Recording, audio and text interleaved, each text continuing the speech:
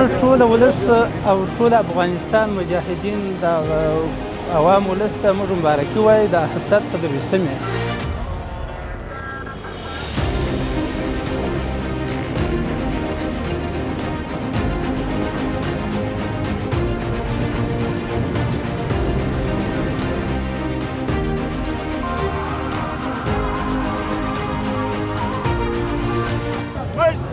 تر منزل په کابل باندې اوسېږي، چارې تر نامه سم له یعقوبه خوند نومېږي.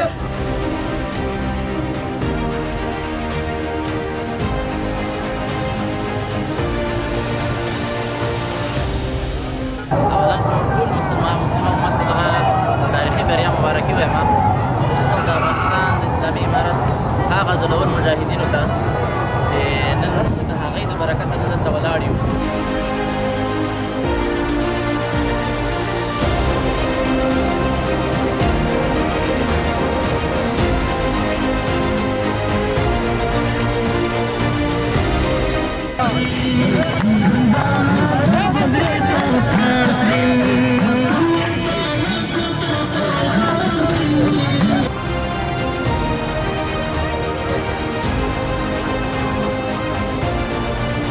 احساس خو ډېر د خوشحالۍ احساس لرم چې د ډېر خوشحالۍ نه په کالو کې نه ضایع. امروز روز استقلال است. به تمام امت اسلام به علل خصوص به مردم مجاهد پرور افغانستان تبریک میگویم. نن 30 د اسد هغه ورځ ده چې رب کائنات رب ذوالجلال په دغه ورځ باندې الله رب العزت په دغه ورځ باندې په ظالمانو باندې الله مظلومان مسلط کړ. هغه مظلومان چې چا هیڅ چېرته هم نه پرېښودل، چې عبارت د امارت اسلامي مجاهدین.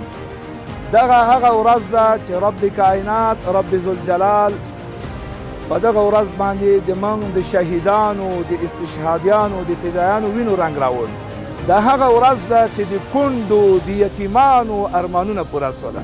د هغه ورځ ده چې دلته ټوله کفري نړۍ په دغه ورځ باندې ماته وخوړله او افغانانو غاښ ماتوونکی جواب ورکړ.